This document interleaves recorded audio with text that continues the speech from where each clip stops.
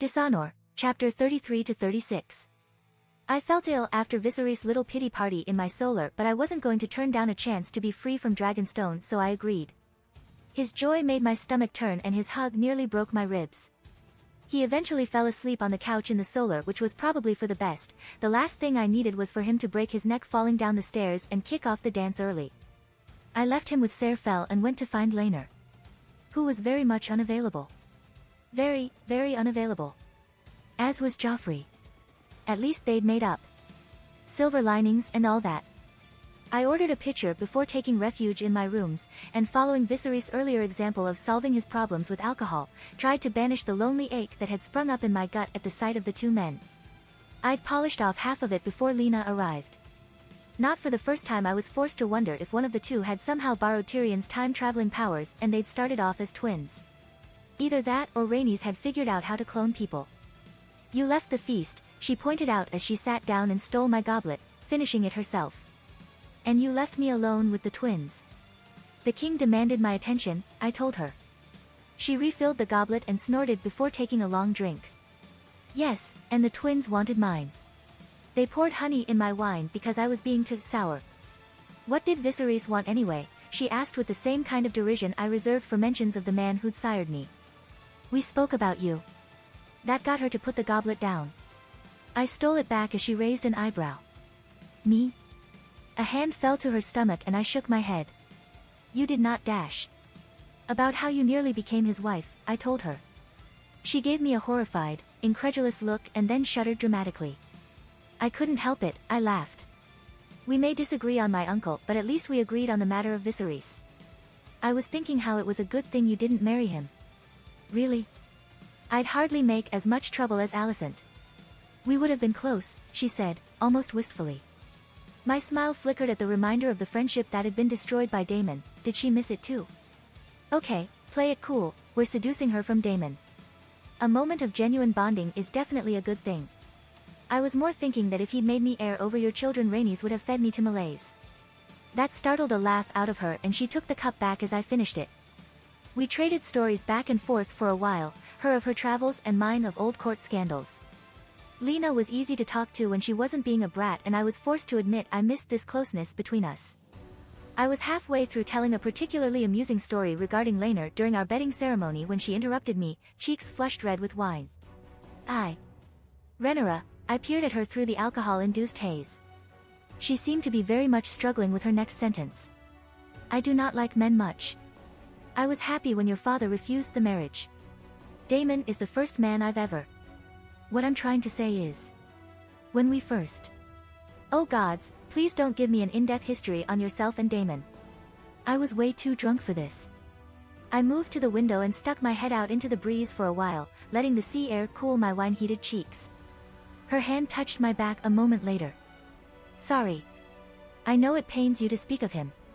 Come, enjoy some more wine with me." So I did. I awoke still in my dress with Lena playing the big spoon, her arm flung over my stomach and her gentle snores the only noise in my chambers. It did not say good things about my psyche that I laid there for a long time just enjoying the feel of someone else pressed close to me. Even when Laenor slept in my rooms, he was stingy with physical affection. When the temptation to curl closer to her got too much, I carefully extracted myself from the bed and snuck out, leaving her to rest. She looked like she needed it. After the usual trials and tribulations of waking up with a hangover were done with and I had bathed and double-checked all of my ladies were safe and not in the stables lost to drunken stupors, thank you for that awkward morning, Alice Dash, I took up refuge in my offices to lay into yet more of my backlog and catch up with my daily correspondence. Normally at this time I'd be out on the range with Helena, or more accurately, wrangling Helena into her lessons with Gerardis instead of spending all day with her bow. Since Alicent was here, she could deal with the constant danger of getting shot by a stubborn 6-year-old. Speaking of which, I would probably have to check what Viserys intended for Helena when we returned to King's Landing. Alicent would probably want to retake custody of her daughter after close to 6 months of having her away. I wrote up a reminder to ask him before we set off. A letter from Jane, advising that the Falcons were recruiting at a much greater rate than Lord Dennis had anticipated, was a nice start to my day. We were still far off any kind of solid solution to the Hill clans, but every bit of land we retook was a bit of land Jane could use to strengthen the Vale, and soon, when they could reliably defend a wider area, we could begin getting a return on those Valerian investments. I always felt a little guilty using Laner's gold to bankroll my projects, but, well, Dragonstone may make more these days, but it didn't make nearly enough. Still, the good news in the Vale meant it was time to broach an awkward topic with my beloved cousin. It was with some trepidation that I put the quill to paper. I'd been putting off the discussion, but I could no longer, especially not now I could move about Westeros freely once more. I was going to have to try and get her to marry and produce at least one child. The succession of the Vale had been a shit show in the canon timeline, and I did not want to take the risk of it exploding in my face at an annoying and inconvenient time. Plus, and I was happy I still felt guilty at this, the marriage of the Lady of the Vale would potentially secure another ally to my side. She was my blood, after all. An invitation to attend the wedding of Forrest Fry and Subita Viprin. Interesting, but not feasible. Forrest wasn't a bad sort for all that he was insanely optimistic, and for some reason the name Subita Viprin was tickling at me, familiar. I sent word to prepare an acceptable gift and to send my apologies and congratulations. The most interesting letter proved to be from Wisdom Jarrett, who was very excited about something they'd managed to discover from ongoing research efforts that, in his own words, was completely unmentioned by the book. I admit that somewhat baffled me, and I had suppressed the urge to bolt over and demand what it was. Instead, I calmly penned a response that I would be arriving for a visit to the campus tomorrow to investigate this new discovery and to hear an update on their research. Then, because I had not forgotten, I penned a reminder to Joffrey to set up a meeting so I could brief him on my knowledge of the canon Dance of Dragons and to inform him my unofficial banishment was at an end. Late morning gave way to early afternoon, and I received a short reply from Joffrey. Told me he was very eager to learn the truth because he'd suggested we meet as soon as possible as King's Landing could be dangerous to explore this information in, and a confirmation that Wisdom Jarrett would be happy to give us a tour. As it was, Viserys only planned to stay for a few more days. A fact he announced halfway through dinner that day alongside his invitation for me to rejoin him at court where I belonged. That got some mixed reactions, to say the least. Alicent managed to keep an extremely strained smile in place by, what I suspect, was sheer ingrained court habit. Aegon looked the weirdest cross between physically ill and cautiously excited, Helena looked absolutely thrilled, and Aemond was glaring at his plate and then his father in rapid succession. The few Greens were doing their best to seem happy that the king was inviting his beloved daughter back to the capital, whilst my court and Black Lords actually let out a few cheers.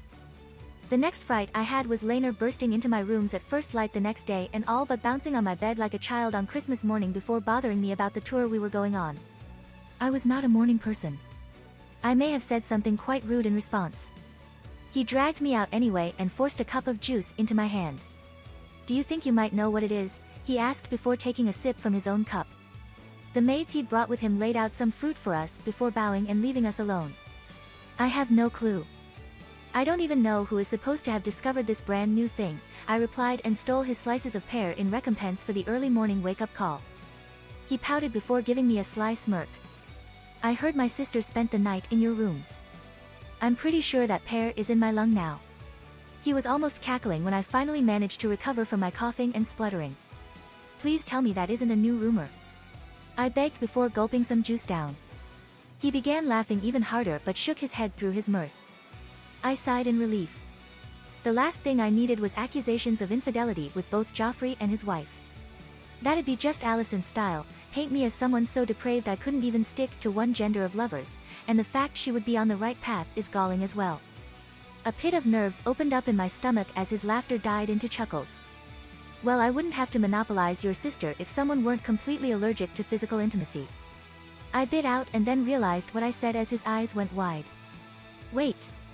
No. I meant cuddling. Not the other thing." "Well, you never said."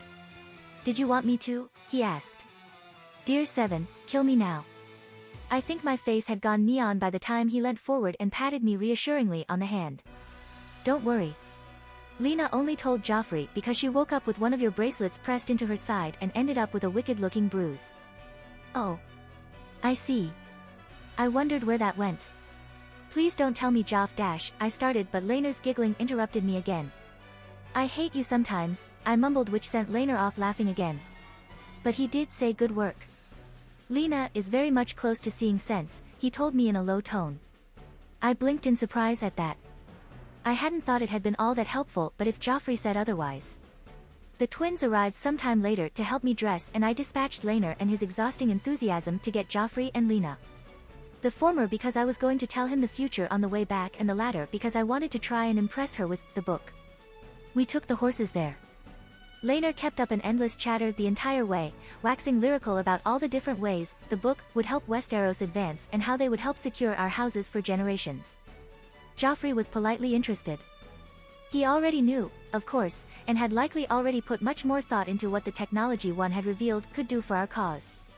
Still, I didn't miss the soft smile on his face as he watched Laner come alive in a way only High Tide or Spicetown could get him. Lena was much less respectful of the book. I don't see why we need this to secure our future. We have dragons, she exclaimed as we rode through the front gates to the set of converted warehouses that now formed High Wisdom Jarrett's domain. J. Harry's understood we need more than that. We conquered the Undulls, no offense Joffrey, and that the only reason we've lasted so long is the dragons. We need other avenues of loyalty beyond, obey me or be eaten, as Maegor found out. She still looked troubled as Jarrett presented himself to us with a respectful bow, eyes bright with excitement. I introduced Joffrey and Lena to him and he managed to contain himself to make a good introduction, even though I'd bet the treasury of Dragonstone Joffrey already knew who he was on sight. Eventually we were shown into a room with a wooden bowl containing purple crystals. A very nervous-looking apprentice Harold stood by, eyes flicking between the bowl and us. I examined it, something niggling at the back of my mind. Harold here was assigned to the experimental seaweed extraction process and fouled the damn thing up. Suddenly, the reason Harold looked so nervous was apparent. But then we noticed this. Interesting, yes? We were hoping to obtain some more funding to study it. Oh bloody hell. Seaweed. Kelp. I was an idiot. Young Harold had just discovered iodine. At the look on my face as I gazed at the crystals, Laner readily agreed to fund the investigation into its properties. I congratulated Harold on his potentially amazing discovery and tried my best to ignore the confused look on Lena's face and Joffrey's open curiosity. Then we proceeded to Jarrett's new office, considerably more cramped than the old one, and were seated. He bustled off to arrange refreshments, leaving us alone. Well? Asked Laner, eyes bright in excitement. I briefly had the urge to slap him. Iodine. Antiseptic and a supplement, I replied. Lena stared between the three of us like I'd grown a second head spontaneously and no one else seemed to have noticed. Wait. You wrote th dash. Joffrey's hand came to rest over her mouth. Not when Jarrett is around. Her eyes went wide as she stared at me before nodding seriously. I tried not to let the annoyance show on my face that she knew, but it was inevitable I suppose. I would have to trust Joffrey that she would not immediately run off and inform Daemon even if it made my teeth itch. Joffrey removed his hand and moment later Jarrett returned with 2 apprentices and drinks for us all. Sorry for the delay. We do not quite have the service our cousins in King's Landing have yet. Oh no, he absolutely going to cause trouble with the cousins in King's Landing. I shot a quick glance at Joffrey who caught my gaze and nodded, barely a twitch of his head, to let me know he understood my worries completely. Laner on the other hand had placed his chin on his folded hands and nodded eagerly, waiting for Jarrett to begin. I will start off with the good news, shall I? When no one spoke their objections, he continued. Firstly, the agricultural work we have undertaken. Although we are not ready for harvest, our farms are looking extremely promising. We are predicting much above the initial estimate of double the average yield. He paused for effect. Laner looked like someone had just told him he'd won an all-expenses-paid trip to ETI. Joffrey was leaning forward with an intense expression on his face and even Lena was looking interested now. As for myself, I could barely keep the smile off of my face. More crops, better ways of harvesting them and more food in total would see my reign a golden age of Westeros. Of course, we shouldn't get too excited until we've successfully reproduced this feat a few times. The farmers of Westeros will not be convinced by one harvest, we must prove it is not a stroke of luck or some sort of trick. Have you any luck in crossbreeding plants and animals? I asked. We've set up some testing, but I fear that it will be even longer before we see results from such things, he replied. I nodded. Even intense selective breeding would take generations of control to show results. Still, as long as it was in the works I might see some results within my time. Moving on to the press. We have decided on the most effective prototype using a screw press as the base. Wisdom Gone reports that early results are promising, but he still wishes to obtain a better metal for the type. We will need to acquire literature we want to print in order to prove the usefulness of the press, Joffrey said, folding his hands beneath his chin. Lena's eyes lit up at the thought. Oh. We could produce some of the dragon manuals in Dragonstone. Mother often complained that she was never allowed to take them out of the castle. Whilst that was a good thought, I'd known what the first thing we needed to print was since I'd placed the details of the press to paper. Although, I really should print the dragon stuff as soon as possible. Those ancient and crumbling books were likely victims of Baylor in the original timeline and were worth more than their weight in gold when it came to actually having a dragon. They covered topics from physiology, training, diet, riding techniques. Literally priceless but, alas, not great candidates for uniting Westeros behind my press and against the maesters who would surely object to it. The seven-pointed star, I told them firmly. My show of piety would mean the faith would have to approve, after all, who dislikes the idea of their holy book being disseminated on a scale unseen by even the Undul invasion? It may surprise you to know I was actually quite fond of the seven-pointed star. It wasn't bad as holy books go. Comprised of 7 books, go figure, each named for the aspects of the 7 who are one. Mother, maiden, crone, smith, father, warrior, and stranger. Each book dealing with the kind of major life events the average small folk and the high and mighty noble could find common ground on. Birth, coming of age, becoming older, creation myths which weirdly fell under the smith, law, war and death. Honestly, if I wanted proof that the worship of the 7 was complete bullcrap, all I needed to do was point at the seven-pointed star. Because that book was created to be reassuring, non-offensive and as relatable as possible to anyone, be they king or farmhand. An excellent suggestion, Your Grace. I will inform Gaun of your decision, Jarrett said proudly. Joffrey was nodding along proudly but Laenor and Lena just looked baffled at the decision. On to less pleasing news. I nodded and grit my teeth. We have identified the type of seaweed used to create clear glass, but it's quite clear that we do not have nearly enough. Wisdom Baron has been instructed to create a way to farm it reliably, but in the meantime our experiments within the glassworks are much reduced. Forward the types of seaweed you require to the Maester at Driftmark. I will instruct him to arrange for the collection of as much as possible in the waters surrounding the island, Laenor ordered. I tried not to smile. Laenor wanted the glassworks for Driftmark when it was perfected. If I could secure the seaweed farms for Dragonstone, then it would ensure at least some income and another tie between the islands. If I were being honest, I could understand why the glassworks should be at Driftmark beyond Laenor's desire to buoy his house once more. Dragonstone may have docks, but it had nowhere near the infrastructure to deal with the demand for glass that Westeros would inevitably need. Spicetown was an ever-expanding port town and could easily meet the needs of industry on a grand scale. Hell, even Hull could at a pinch, but that was much closer to a shipwright's abode these days. Ship creation and repair, less trading. As for the medicinal areas of study, Maester Gerardis would be the best to receive an update from. The disapproval in his voice was evident. The Maester of Dragonstone did not get along with the new wisdoms and Jarrett had made it clear that the feeling was very much mutual. We did not tarry long after. Instead, we rowed to a cove not far from the town and settled down to watch the waves. Lena was sent away with a request to let those at Dragonstone know I was delayed. Joffrey and Laenor cuddled as I marshaled the courage it would take to tell Joffrey about everything. I nearly leapt out of my skin when Laenor placed his hand on mine and gave me a small smile. You need not do this alone. I was strangely touched by that. Less touched when he promptly scooted back into Joffrey's arms, but the thought was there. I finally managed to start, stammering the first part of my explanation regarding how I'd come to know these things, but I managed. Again I spoke of the dance and its aftermath, how each king afterwards had eroded Targaryen power and finally our family's fall from power at the hands of half of Westeros united against them. Afterwards Joffrey was silent, much in the same manner Laenor had been. He finally said after several agonizing minutes. So, it is confirmed Alicent will act and will do so with violence. The War of Quills only occurred because neither side had overwhelming odds.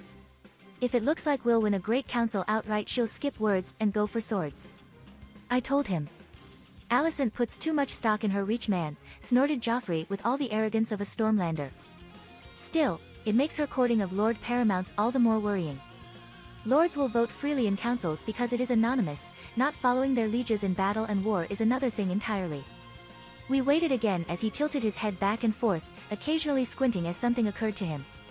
So I was truly destined to die at Criston Cole's hands? I nodded and he ran an agitated hand through his short hair. Laenor reached forward and took his hand. Lena will not survive a second birth and Laenor must always have a guard we trust. Lady Rhaenys must not try and fight 2 opponents at once, although the 7 knows how we would stop her, and we must up the security at the Dragon Pit. He paused and then looked frustrated. And I can write none of this down. How do you cope? He asked. I shrugged. In truth, I often forgot little details here and there only to remember them years later for basically no reason and promptly feel like an idiot for ever forgetting them in the first place. I think what we should take from this, more immediately, is that Damon is a threat. He has no compunctions killing off those with rival claims, be they adult or child. Blood and cheese should demonstrate that, I said, gesturing wildly. I knew Joffrey was fighting his part in the war for Lena, but this would hopefully inspire him further. Now I must ask a difficult question. You said that this was a history book of sorts. How sensationalized is the tale? I very much doubted it differed too greatly from what had happened, as that would defeat the point of the book, something which I allowed them both to read on my face. Joffrey merely shrugged, but we cannot be sure it was Damon who hired Carl Corey. It could have been any with a vested interest in forcing Rhaenyra to remarry. The Strongs, Alicent. I was murdered months after Lena's death, and he was in Rhaenyra's bed before the mourning period was even over, cried Laenor. Alicent? I found myself saying at the same time. Why would Alicent kill Laenor? But we must remember this tale was told after the fact from many different sources, Joffrey replied, stubbornly, ignoring us both. Including your father's fool, Mushroom. He's not a complete idiot. He just added certain explicit details to everything. Everything. I told them with a dramatic shudder. I dread to think what he'll say about us. Oh, you will assuredly be playing the voyeur in his mind once more. I went red, much to Laenor's glee. Perhaps I should turn some spies on him if he intends to speak such calumnies, mused Joffrey, rubbing his chin thoughtfully and ignoring my immense discomfort. I may discover how Alicent so easily spreads her lies to the court. He would be the perfect Vec Dash. Laenor flicked sand at him and he recoiled, blinking in confusion at the suddenly impish grin on his lover's face. Must you make everything about politics? He asked. Rhaenyra knows the worst that can happen, so we can make it better. She knows these magical things that will change everything. And you want to talk Dash? A handful of sand hit him directly in the face mid-word, thrown by a suddenly intense Joffrey. I scrambled out the way as Laenor responded in kind. Their sand fight lasted for an impressive amount of time, given that sand is terribly unpleasant to have in any orifice on your body, and I was sure they'd eaten and snorted enough to make a decorative glass vase from. Dragonstone was alive with activity as ever, more so with the king's visit, when we returned. Which made Alton Rosby's nervous demeanor stand out considerably when I finally dragged my two sand-covered idiots through the gates. Your Grace, Ser Laenor, Ser Joffrey, he said, voice as nervous as his body language. A message from Driftmark. There has been an incident. It seemed Damon had gotten very drunk, stood up in the center of Corlys' feast in his honor and declared Lena's unannounced babe to be his own. Apparently, Corlys had only narrowly averted disaster by having Rhaenys confined to her rooms. A feat, he added in his letter, that had taken 4 men and she'd still broken Malentine's leg in the process. Great. I begged my leave from Viserys and promised him I would return to court once I'd dealt with Damon. He was leery of letting me go, but he understood that Rhaenys and Damon left alone with such an insult being levied would end in tears and dragon fire sooner rather than later. Whilst the others bathed, I arranged for my ladies and retinue follow Viserys to King's Landing. Then they met me with damp hair and fresh clothes. My heart dropped as I noted that they included Lena. When she saw my look, she folded her arms and frowned, mouth set in determination. I'm going with you, she said before I could open my mouth. I wanted to slap her. Did she not see the damage Damon was doing to her reputation as well as Joffrey's? No, I could not trust her to back Joffrey up. If she confirmed Damon's lies. Damn it, Joffrey didn't deserve this. How are you going to stop me? She asked, cocky grin on her face and tone mocking. It took Laenor catching me about the shoulders to prevent the incoming slap she richly deserved. Syrax snapped and snarled in Vagor's direction and Lena took a step back, grin falling from her face. Rhaenyra is worried you will side with Damon. The harm to both our reputations would be incalculable. As usual, Joffrey was playing mediator. Lena frowned, as if that hadn't occurred to her. Wait, if she did confirm it, we can legally hit her with a stick of wood. Confirm it? I did not think of that, she admitted, voice small. I believe you should come. See if you cannot convince Damon to be reasonable, Joffrey said, meeting my eyes in a silent glare. Surely she wasn't that close to seeing reason. I gave my assent and hoped he knew what he was doing. Lena shot me a small smile and mounted Vagor, swiftly urging her into the air. I scrambled to follow on Syrax. Sea Smoke launched himself into the air behind us carrying Joffrey and Laenor. You know, the Valrians used to practice formation flying. They used to put on aerial displays, bellowed Laenor, barely audible over the wind and clearly trying to lighten the atmosphere. I had actually known that. Rhaenys had told me when I was first starting to ride Syrax and the young dragon demonstrated an ability at aerial acrobatics. A sudden need to get Lena back took over me, so I urged Syrax onward, overtaking the siblings. I hadn't practiced a lot of maneuvers with her, but who could ever resist saying they'd done a barrel roll on a dragon? I circled round so that I was facing Vhagar and Sea Smoke and urged Syrax to pick up some speed.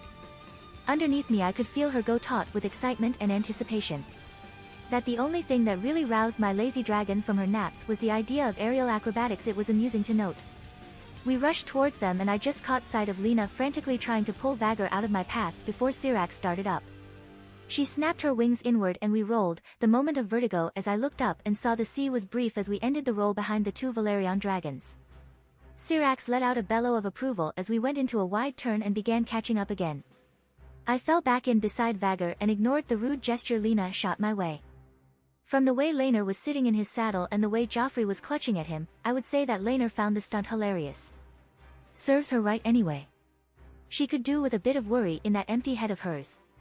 My trick was the only bit of levity we got before we arrived at Driftmark, all becoming more and more tense as the dragons touched down and we dismounted. I worried at my lip as we made our way into high tide proper. I was sure it was a mistake to bring Lena, but she would not be deterred and she did have the biggest dragon.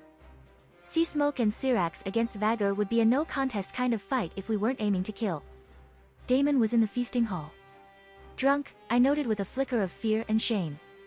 Around him he'd gathered a multitude of young squires and very minor Valerians. Judging from the laughter, we'd caught him gathering his reinforcements. Lena almost tripped over her own feet when she saw him and Joffrey leant over and whispered something in her ear.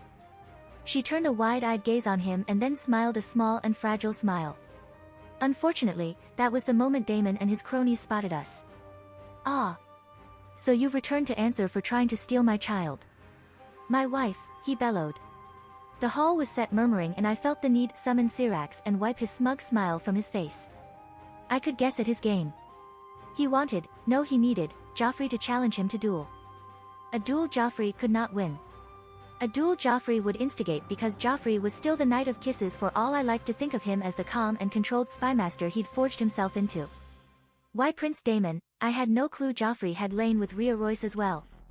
Laenor's weak jape got a few of the crowd chuckling and I didn't bother to hide my smile. Daemon's crowd wasn't as in his sway as he thought. Let's see how you do now, uncle, when all is not in your favor. Lena stepped forward and peered at him. I wanted to curse at the look on her face. She was all but confirming the babe's paternity to every idiot here. Daemon seemed to realize his slip-up though and he swept through the crowd and halted before her, smiling gently. Fear not, dear heart, I will have you from this marriage soon enough. Then we shall petition Viserys together. His smile was actually tender. I hated him, in that moment. Pure crystallized hate. Lena pulled her eyes away from Daemon and examined us, turning pale when she saw the look on my face. Daemon, stop this. We can be together just. Joffrey is a good man.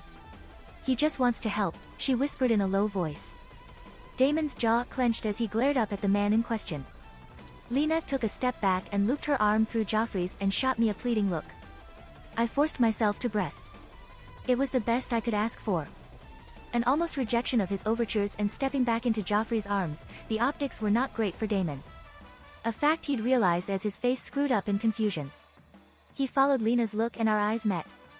I swallowed the sudden nerves and focused on trying to massage the pain from my fingers. You are a hateful creature, he finally spat, face screwed up in a riot of emotions I could not parse. I saw Lena flinch in Joffrey's arms and swallowed back my angry retort. War of influence, Vhagar, Joffrey, Lena, don't screw this up. Good afternoon to you too, uncle, I said with a calm I was most certainly not feeling. Good. You took her from me out of spite. Or is it jealousy? Fraternal duty, said Laenor, meeting the prince's angry eyes with his own cool gaze. I would be a poor brother if I sold her to the man who would draw steel on his own niece. A man who would claim her babe as his own to hurt her. I love her. She was to be mine, he shouted back. I flinched closer to Laenor and cursed myself for it. She is nobody's but her own, said Joffrey, drawing Daemon's ire back to himself. My uncle sneered in hatred before extending his arm to Lena, who was watching him with wide eyes and clutching Joffrey's arm with surprising strength. When she shook her head at the unspoken invitation, he went red with rage. She bears my babe. Are you such a cockless wonder that you'd claim another man's child for your own? He asked. Joffrey's hands played at where he would have worn a sword and then clenched. Tell me, did Criston Cole take your manhood as well as your leg? Or do you still have that to drive and dash? Enough, bellowed Laenor, frightening us all. You stand in my father's halls, Daemon. A guest. You will not insult my good brother so. He gave Lena one last desperate look and then rounded on me again.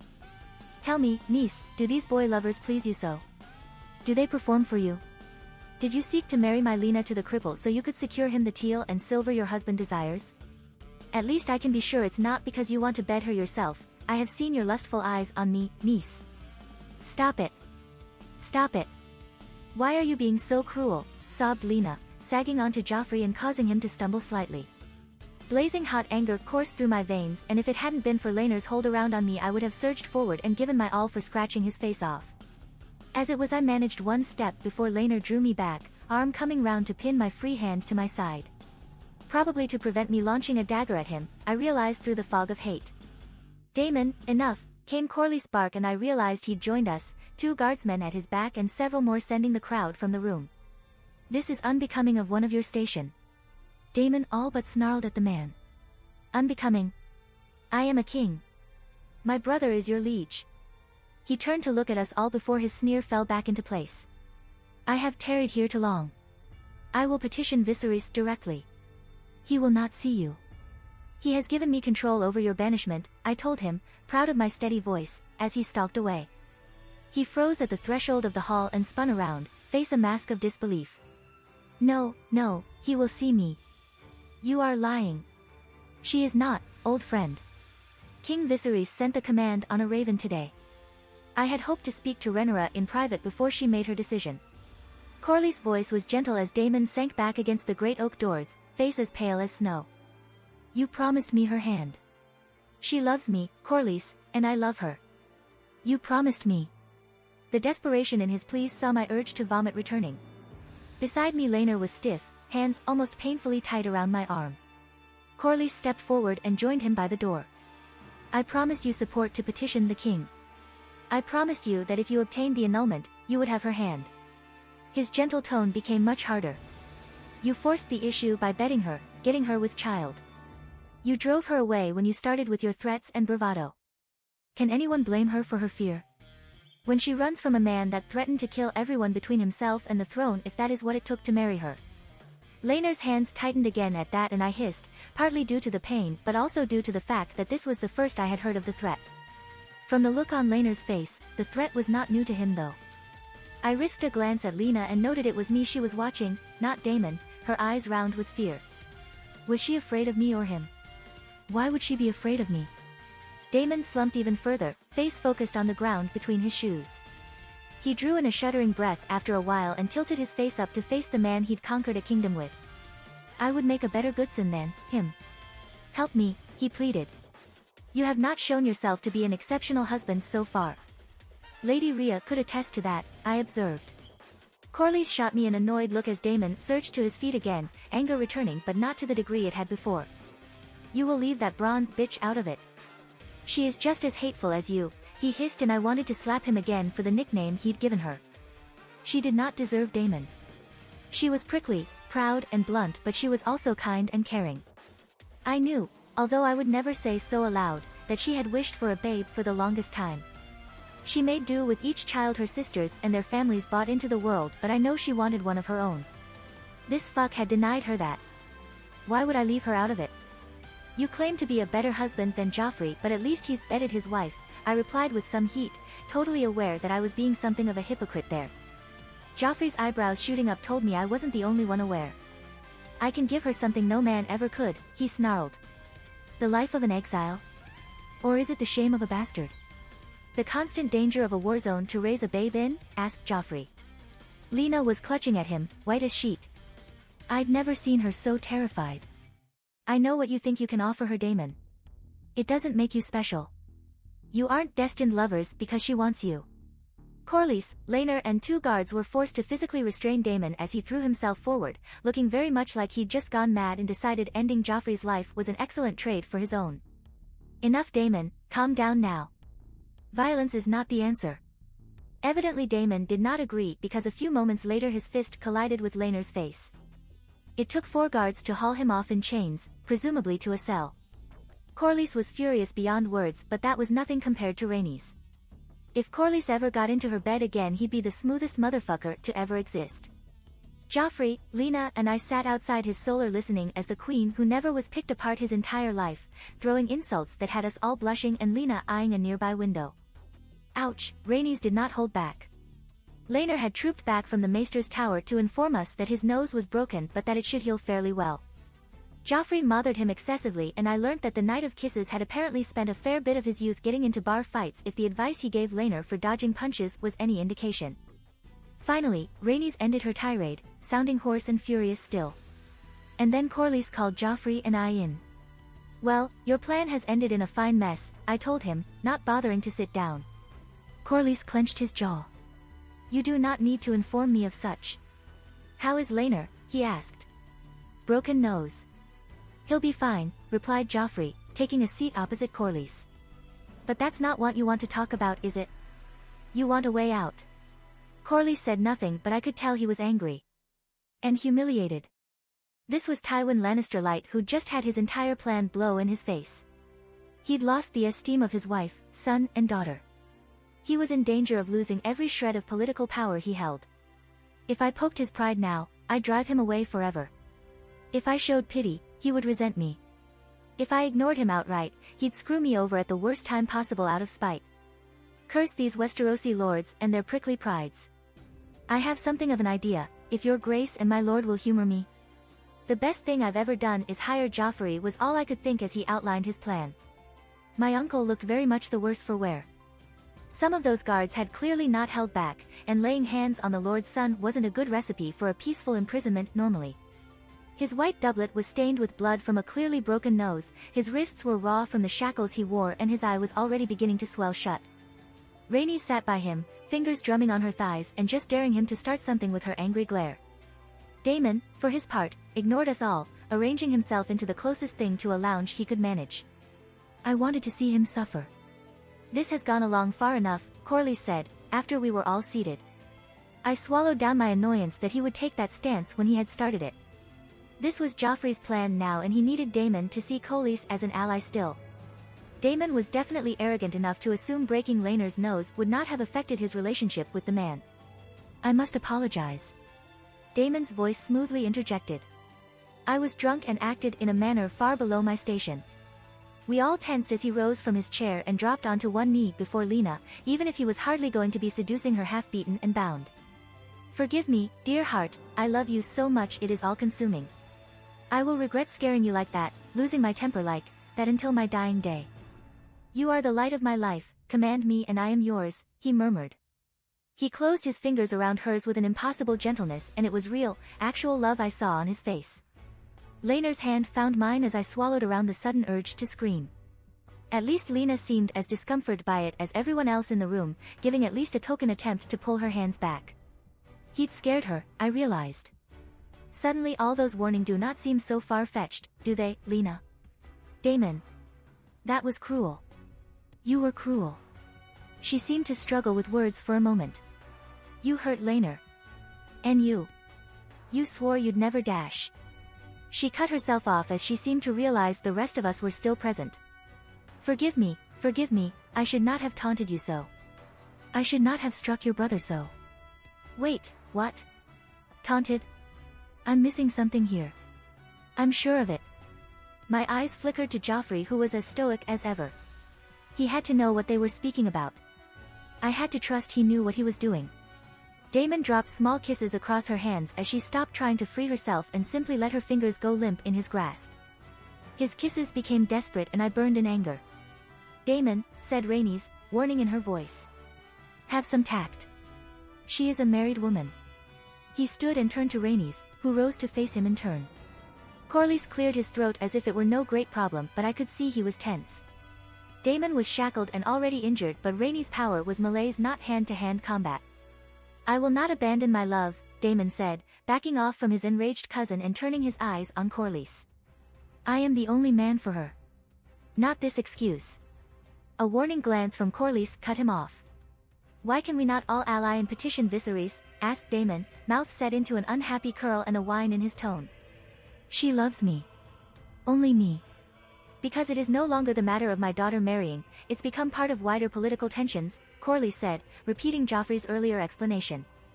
To say Alicent dislikes you is like saying water is wet.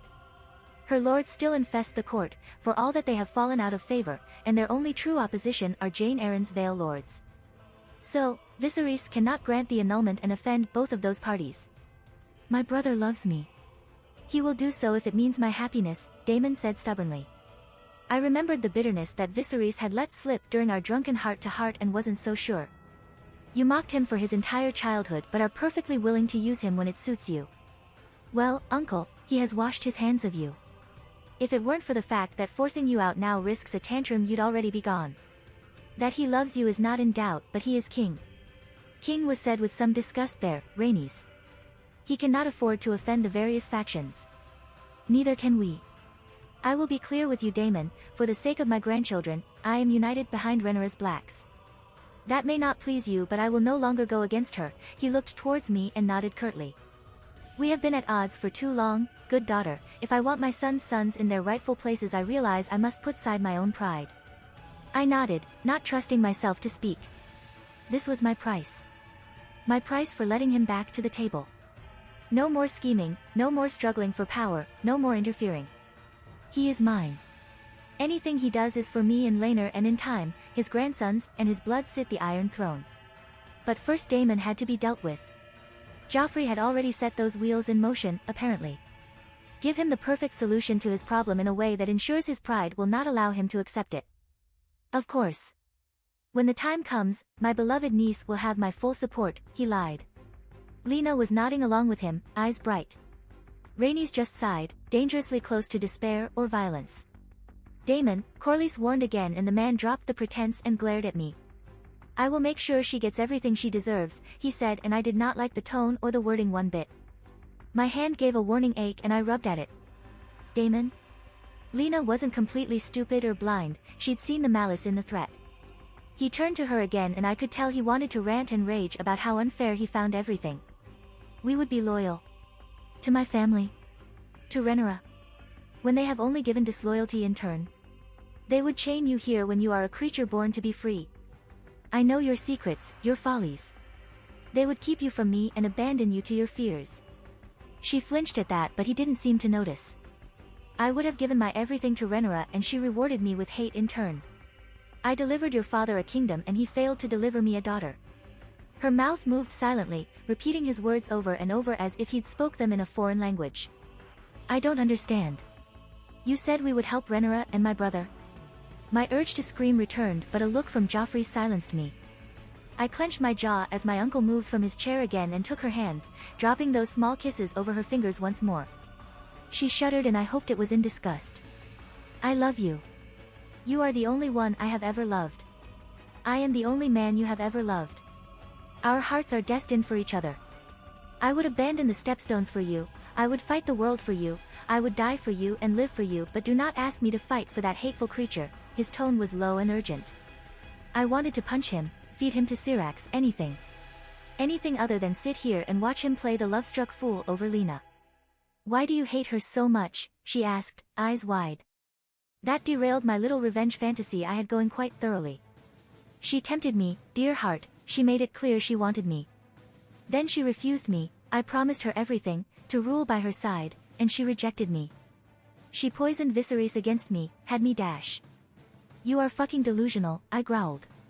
Lena's wide eyes had turned to me, studying me with an intensity I wasn't sure I liked. Memories of that night intruded once more, making breath harder to draw and my hand feel as if someone had set it aflame. Daemon, I was there for most of your return to King's Landing. Do not think you can lie your way out of this, Rhaenys said, coming to my defense before addressing Lena. Sweet girl, she came to Driftmark, fleeing him. Do not tell me you do not remember. You just said there had been trouble at court and that I was to welcome her, said Lena, faintly. Then she seemed to realize he was still clutching her hands and she pulled them away. He pulled away in turn, looking like someone had just shot him in the heart. I thought you meant Alicent. Lena, he was the trouble. He pursued her. He drew Dark Sister on her. Hell, he practically maimed her. Laenor told her, tapping my damaged hand. She mocked me, my love, mocked my loss and mocked my marriage. I lost my dash. Lost your temper and shattered her hand. The girl still struggles to use it, Rainey stated plainly. Lena brought her hands up to her face in shock, paler than I'd ever seen her. You've been all but spitting in her face every time you've insisted Daemon is the dashing romantic prince of your dreams. No doubt she thinks your bastard is a testament to how little you care. I thought it an argument about being heir. I thought I could fix it, she mumbled. I thought. I did not realize the break was so bad, said Daemon, through gritted teeth. The sickening sounds my hand had made as he brought his boot down and twisted caused bile to surge into my throat. I truly apologize if pains you still. Not good enough, I said, struggling to control my breathing and fighting the lightheaded feeling that threatened to send the room spinning. Rage helped. How dare he not know? How dare he not know how much he had scared me? How much he had hurt Rhea? How much trouble he'd caused? You had the Grand Maester to attend to you. My broken arm was tended to by a bone setter on Bloodstone a full week after Criston Cole snapped it. He raised his arm and flexed it, showing off the raw skin beneath the shackle. My arm has not pained me since. That sounded like an accusation. I stood, causing both Laenor and Joffrey to tense and struggled with my glove. Using my shaking off hand, the anger I was feeling and the fact that tears were blurring my vision made me clumsy. I flinched when Laenor stood next to me and took my hand, pulling the glove away as gently as he could. He knew. He was with me. He had my back. Breathing became a little easier. He brushed a thumb across the burning flesh and his mouth set into an unhappy grimace before he motioned Lena over. She came as if she were in a dream that just got worse and worse as it went on. Her touch was gentle and cool and I flinched at the oddness of it. She probed my fingers as Laenor pointed out where you could feel the bone was misshapen underneath the skin. I kept my eyes on Daemon. I wanted him to know how much I hated him. I did not know, she murmured, so soft I would not have caught it had the room not been tense and silent. It feels as if it's burning. It is, I managed through gritted teeth and she let her hand fall and then dropped back into her chair, eyes staring into the distance. I retook my own seat. Lena, it was an accident. I would not maim my own niece on purpose, Daemon said with urgency in his voice. Please do not believe that I could not bear it. What else am I to believe? Her head came up and she stared at her currently very uncomfortable family. The seven must curse me. I am cursed. Sweet girl, he is a sweet and seductive man. He took you in dash. The seven curse me because even when I see him for what he is, I still cannot help but love him. I thought him my salvation, now I realize it is punishment. Her voice was bitter and self-deprecating. I actually growled in frustration, that she should still. I will change. I will be worthy of your love, my dear heart. He was a man begging on his knees. I have been a terrible man in the past. I admit to it freely. You make me a better man. Do not leave me now. He was crying. It was real and genuine. Just what we needed. It would be scary to me that Joffrey could set people up to this degree if it weren't for the fact he'd rather cut off his left leg than betray Laenor. Daemon was a pathetic sight now. Tears of grief through swollen eyes and a broken nose, on his knees before a woman, his wrists bound in shackles and wearing bloody clothes. I wonder if Joffrey has any bards in his employ. The beggar prince sounds so much more appropriate than the rogue prince. Then you must prove it, Daemon, Corlys said, making us all jump. It was hard to keep the triumphant smile of my face as Corlys played his part perfectly and the jaws of the trap closed. Go to the stepstones, secure it for the glory of your niece. Prove yourself a changed man and perhaps when Rhaenyra is queen, well, the High Septon would answer to her. I grit my teeth and fought the urge to rub it into his face that he would never, ever have Lena. It would not help, for all that it would make me feel better. Corlys had played his part well enough, now it was time for mine. That is true. If Lena wishes it, I will argue that Laenor's approval of the marriage was not legal in the eyes of Westerosi law. It was a very, very weak excuse and anyone with half a brain would know it. It didn't matter though. It would never happen. If my niece would swear an oath to do such a thing, then I will, do as you have asked. Oh, you lying liar. I swear it, uncle. I replied, heart beating loud in my chest.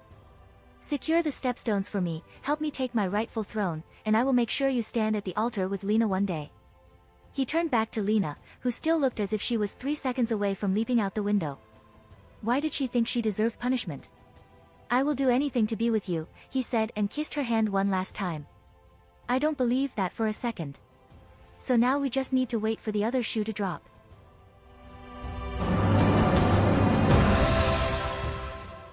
If you like this content, don't forget to like and subscribe. See you later, bye bye.